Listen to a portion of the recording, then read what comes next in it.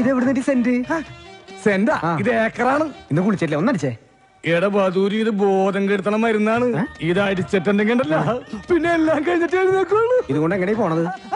അത് പറയാൻ പറ്റില്ല. കൊച്ചു കെള്ളി ഉച്ചമയക്കത്തിലാണല്ലേ, ഞാൻ മയക്കിത്തരാം.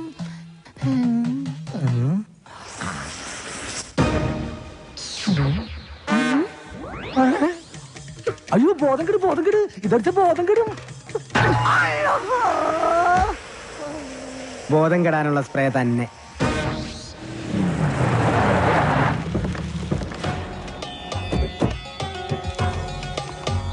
എന്റെ കല്യാണമാണ്.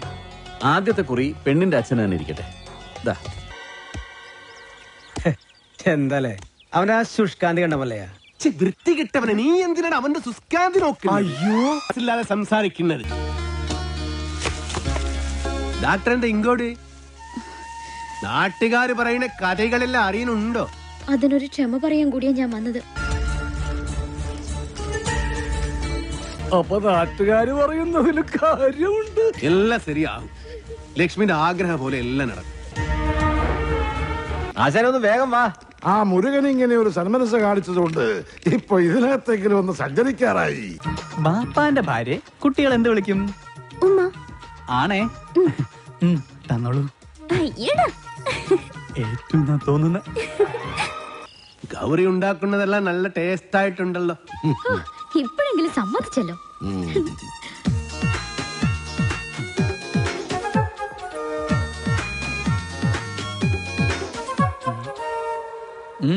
അല്ല, നിന്റെ പട്ടി ബണ്ണില്ലേ? പട്ടിയോ? എനിക്കെവിടുന്ന പട്ടി? നിന്റെ പട്ടി ബരുവെന്ന് പറഞ്ഞല്ലേ നീ പോയത്? അല്ല, പോയാ നാളത്തെ ചെക്കാര് കൊടുക്കും.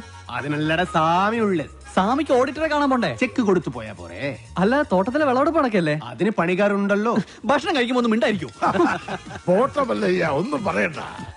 ആശാനെ, വീൽ ചെയറിന് എന്തെങ്കിലും കംപ്ലൈന്റ് ഉണ്ടെങ്കിൽ പറയണേ, വാറന്റി ഉള്ളതാ. ആ ഇവിടെ ഒരു ഗ്ലാസ് വെക്കാനുള്ള സെറ്റപ്പ് ഉണ്ടായിരുന്നെങ്കിൽ ഓക്കെ. നീ വന്നത് ഏതായാലും നന്നായി. നിന്നോടൊരു കാര്യം പറയാനിരിക്കുകയായിരുന്നു. ചന്ദ്രമോഹൻ മീനാക്ഷിക്ക് ഒരു ആലോചന കൊണ്ടുവന്നിട്ടുണ്ട്. അയ്യേ, ഫുൾ ടൈം കള്ളു പിടിച്ചിടക്കുന്ന അയാളോ? അയാൾ കൊണ്ടുവരുന്ന ആളും കള്ളുടിയനായിരിക്കും. നമുക്കതൊന്നും വേണ്ട. ചെറുക്കനാവക ദുസ്വഭാവങ്ങളൊന്നുമില്ല. അഥവാ ഉണ്ടെങ്കിലും എനിക്കതൊരു പ്രശ്നമല്ല. സെറിക്കനുടെ ചുറ്റുപാട് കാര്യങ്ങളെല്ലാം വളരെ നന്നായിട്ടുണ്ട്. മീനാക്ഷി സെറിക്കനെ വളരെ ഇഷ്ടപ്പെട്ടു. ഞങ്ങളത് ഉറപ്പിച്ചു. ഇനി മേലെ നീ മീനാക്ഷി ആവശ്യമില്ലാതെ സെല്ല് ചെയ്യരുത് കേട്ടോ.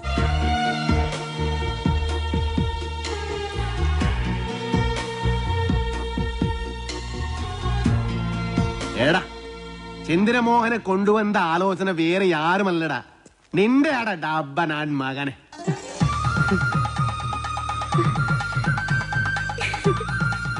അല്ലെങ്കിലും ഈ ചന്ദ്രമോഹൻ ആള് നല്ലവനാ. പക്ഷേ ഒരു കാര്യം, ഗൗരിയുടെ കല്യാണം കഴിഞ്ഞ് ഇത് നടക്കൂ. മതി, രണ്ടും ഒരുമിച്ച് നടത്താലോ. അവിടുത്തെ സംസാരമൊക്കെ കേട്ടല്ലോ. ഉള്ളിലോരോന്ന് വെച്ചിട്ട് വെറുതെ ബലം പിടിക്കല്ലേ. ഇത് തന്നെയാണ് പറ്റിയ സമയം. ഞാൻ നിന്റെ മനസ്സിലുള്ള കാര്യം ആശാനോട് മുരുകനോട് പറയാൻ പോവാ. അവര് പിന്നെ മല്ലയായിട്ട് സംസാരിക്കട്ടെ. പറയട്ടെ. ഈ മൗനം ഞാൻ സമ്മതമായിട്ടെടുത്തോട്ടെ? അല്ല, മല്ലയോട് പറയാനുള്ള സമ്മതം.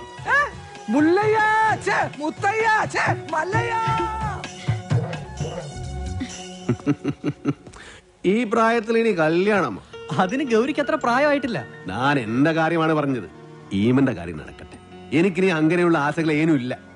ചുമ്മാ ചാടാണെങ്കിലേ ഇപ്പൊ തന്നെ ലേറ്റാ. വേണമെങ്കിൽ ഇപ്പൊ പറയണം. അതെല്ലാം ശരിയാകത്തില്ല. ഓ, അത് ശരി. അപ്പോ വിവാഹം കഴിക്കാൻ പറ്റാത്ത രീതി ശാരീരികമായ എന്തെങ്കിലും കുഴപ്പമുണ്ടോ? വേണ്ടാത്തത് പറഞ്ഞാലുണ്ടല്ലോ ഓടിത്തിനോട് കാത്തേ. പിന്നെന്താ സമ്മതിച്ചാല്? ഞാനത് പറയണോ? ഞാനത് തന്നെ ഹേളുവെക്കാം. മുരുക വേണ്ട. മക്കള് നന്നായി കാണണമെന്നുള്ളൊരു അച്ഛന്റെ ദുരാഗ്രഹം കൊണ്ട് ആലോചിച്ചതാ. അതുകൊണ്ട് അർഹതയില്ലാത്ത ഒരു ബന്ധമാണെന്ന് അറിഞ്ഞിട്ട് പോലും. അർഹതയില്ലാത്ത എനിക്കാണ് ആസാനെ. ഞാൻ ആരാണെന്ന് അറിഞ്ഞാൽ എല്ലാരും എന്നെ വെറുക്കും. ആസാനും ഗൗരിയും എല്ലാരും. അതുകൊണ്ടാ. മല്ലയെ കുറിച്ച് ഇനി എന്തറിയാനാ? എടാ, നീ അറിയാത്ത ഒരാൾ എന്റെ ഉള്ളിലുണ്ട്. അത് ഈ നാട്ടുകാർക്ക് അറിയാം, ഈ ആസാൻ അറിയാം. അതാരാണെന്ന് അറിഞ്ഞിട്ട് ആസാൻ തന്നെ തീരുമാനിക്കും. ആസാന്റെ മകൾക്ക് പറ്റിയ ആളാണോ ഞാനെന്ന്. മല്ലയ്യ പറയുന്നതൊന്നും എന്നാ ശരിക്ക് പറഞ്ഞു തരാം. പണ്ട് കുറെ കാലം മുമ്പ് നാട്ടുകാരുടെ പണവും കക്കൊണ്ടുപോയ ആസാന ഈ ഗതിയിലാക്കിയ ഒരു കള്ള ഹുടുകനെ ആസാൻ ഓർമ്മയുണ്ടോ? ആ ഹുടുക ആന പണം കത്കൊണ്ട് പോകുന്നു എന്ന് കരുതിയിട്ടല്ലേ ആസാൻ എന്നെ തടഞ്ഞത്. പക്ഷേ ശരിക്കും നടന്നത് എന്താണെന്ന് ആസാൻ അറിയാം.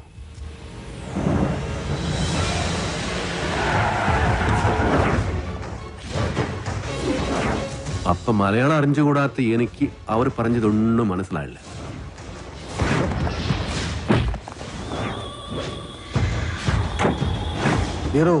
ആ ദുഡ്ഡിൻ പെട്ടി എത്കൊണ്ട് ഓടൂ, ഓട്, ഓടിപ്പിടോ.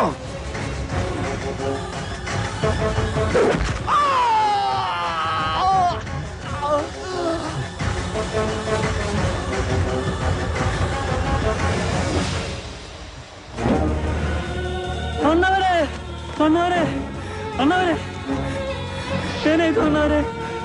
ಮಾತಾಡಿ ಅಣ್ಣವರೇ, ಏನಾಯ್ತು ಅಣ್ಣವರೇ?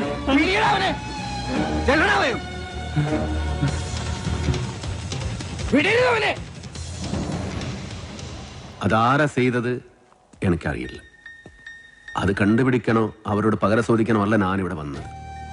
പക്ഷേ എല്ലാവരുടെ കണ്ണിലും ഞാനിപ്പോ കള്ളന. സ്വന്തം മകനെ പോലെ സ്നേഹിച്ച മനസ്സിനെ പറ്റിയ സാധ്യത.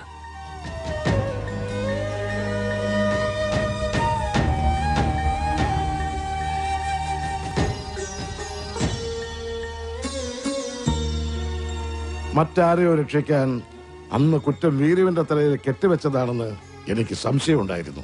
പക്ഷേ കുറുപ്പച്ചനോട് ഞാൻ പലയാവർത്തി ചോദിച്ചിട്ടും വീരുവിന്റെ പേര് തന്നെയാണ് അയാൾ പറഞ്ഞത്. പിന്നെ ആ സത്യം അറിയാവുന്നത് മിണ്ടാമയ്യാതെ കിടക്കുന്ന ഉണ്ണിത്താനാണ്. ഇനി ആ സത്യം അറിയണമെങ്കിൽ ഉണ്ണിത്താൻ സംസാരിക്കണം.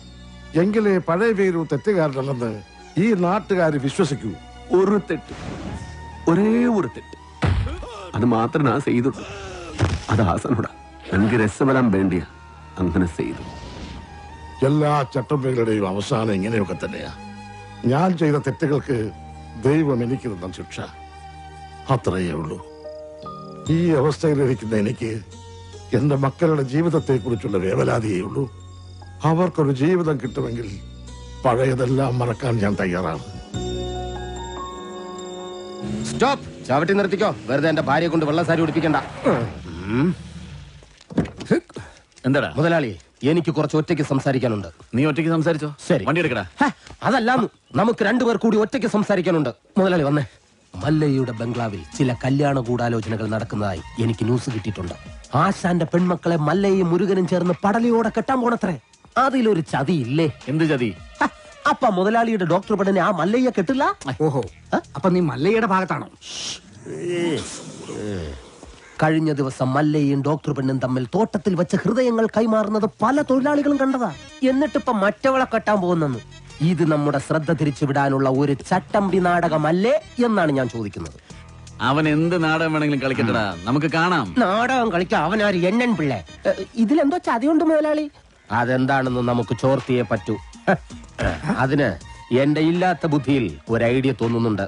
നമ്മുടെ കൂട്ടത്തിൽ ആരെങ്കിലും മല്ലയ്യയുടെ ആളായി മാറി അവരുടെ കൂടെ നടന്ന് രഹസ്യങ്ങൾ ചോർത്തണം. അതിന് പറ്റിയ ആള് ഞാൻ തന്നെയാ. പക്ഷേ ഞാൻ മുതലാളിയുടെ അടുത്ത ആളാണെന്ന് ഇവിടെ എല്ലാവർക്കും അറിയാം. അല്ലെങ്കിൽ ഞാനും മുതലാളിയും തമ്മിൽ തെറ്റിയെന്ന് ആൾക്കാരെ വിശ്വസിപ്പിക്കണം. അതൊക്കെ വലിയ ബുദ്ധിമുട്ടല്ലേ? അതിലൊരു ബുദ്ധിമുട്ടും ഇല്ല. അത് വിശ്വസിപ്പിക്കുന്ന കാര്യം ഞാൻ ഏറ്റു. അതെങ്ങനെ? ഞാനും മുതലാളിയും കൂടി നിന്നെ ഇവിടെ ഇട്ടിപ്പോ പരസ്യമായി തല്ലാൻ പോകും. തല്ലാനോ? അയ്യോ, അത് വേണ്ട. എനിക്ക് ചിലപ്പോ നോവും. നീ പറഞ്ഞ ഐഡിയ നല്ലതാടാ തന്നെ മുതലാളി. അപ്പൊ ഞാൻ തന്നെ തുടങ്ങി നോക്കാം. തമാശ കളിക്കല്ലെന്ന് പറഞ്ഞ ഒറിജിനാലിറ്റി ഇല്ലെങ്കിൽ വിശ്വസിക്കില്ല.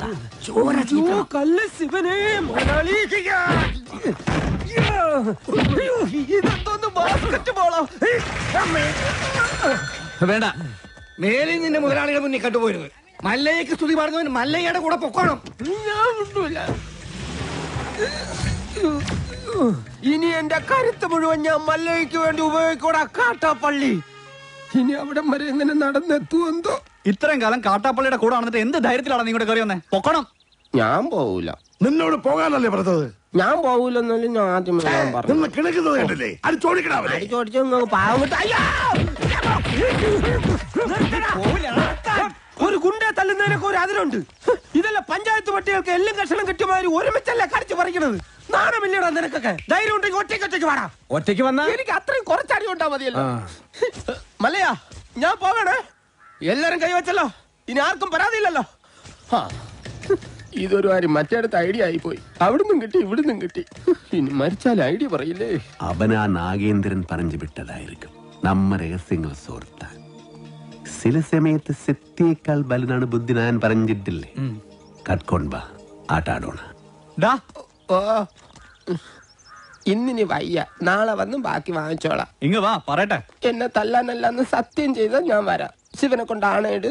നീ മര്യാദക്ക് ഇവിടെ നിൽക്കുമോ? അയ്യോ ഞാൻ മര്യാദയ്ക്ക് നിൽക്കുന്നേ, പക്ഷെ അടികൊണ്ട് ഇങ്ങനെ ആയിപ്പോയതാ സത്യം. ആ കാട്ടുപുളിയെ ശരിയാക്കാൻ ഞങ്ങള് പലതും ആലോചിക്കും. അതൊന്നും ആരും അറിയാൻ പാടില്ല. ആരും അറിയില്ല മല്ലയ്യ. ആശാനെ എന്താടാ കണിയാന്റെ അടുത്ത് മുഹൂർത്തം നോക്കാൻ ചെന്നപ്പോ അയാള് പറയുന്നു ഉടനെ എങ്ങും പറ്റിയ മുഹൂർത്തമില്ലെന്ന്. പിന്നെ ഞാൻ കത്ത് കാണിച്ചൊരു വരട്ടിയപ്പോ ഒരു ഉഗ്ര മുഹൂർത്തം കുറിച്ച് വന്നു. അവന് കല്യാണത്തിലുള്ള ഒരുക്കങ്ങൾ നടക്കട്ടെ. ഈ മല്ലയ്യ കല്യാണം കഴിക്കാൻ പോണ കല്യാണ പെണ്ണ ഏതാ? പുറത്തു പറയണ്ട. ഇല്ല, കാട്ടാപ്പള്ളി കെട്ടാൻ വന്ന ഡോക്ടർ പെണ്ണ. മുതലാളി നിക്ക്. ആ ഡോക്ടർ പെണ്ണിനെ മല്ലയ്യ കെട്ടാൻ പോകുന്നു. കള്ളം പറയരുത്. ശിവനാണ് സത്യം എന്നോട് പറഞ്ഞതാണ്. ഇപ്പൊ എന്നെ ബലമായി പിടിച്ചോണ്ട് പോയി താലി കെട്ടാൻ പോവാ. വാതിൽ തുറക്കടി. 11 മണിക്കാ മുഹൂർത്തം. അണിഞ്ഞൊരുങ്ങി വേഗം വന്നില്ലെങ്കിൽ ഉടുത്ത തുണിയാലെ എടുത്തോണ്ട് പോകുന്നില്ല ഞാൻ. വാതിൽ തുറക്കാൻ. ലക്ഷ്മി നീ നേരു ഭയപ്പെടಬೇಡ. ഒരുങ്ങി ഇറങ്ങിക്കോളും. അവൻ നിന്റെ കളത്തിൽ താലി കെട്ടില്ല. ധൈര്യമാക്കിരോ. സോറി.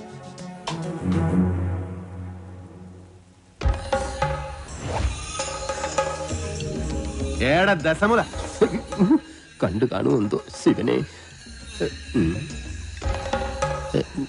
എന്താ ഇവിടെ ബട ദേ വന്നു. നീ അറിഞ്ഞോ?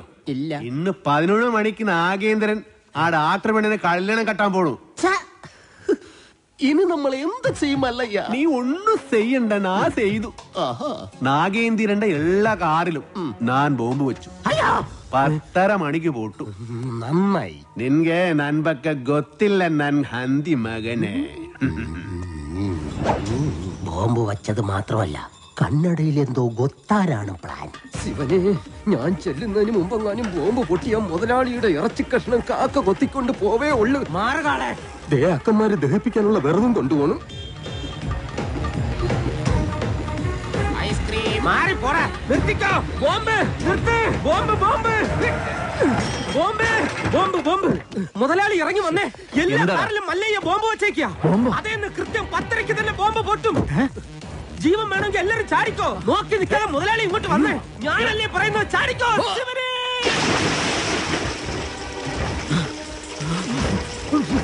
തലയിലേക്ക് ചാടല്ലടാ. ഇപ്പൊ പൊട്ടു മുതലാളി. വെയിറ്റ്. ചാടാൻ വേണ്ടി മല്ലയ്യ വരുന്നുണ്ട്.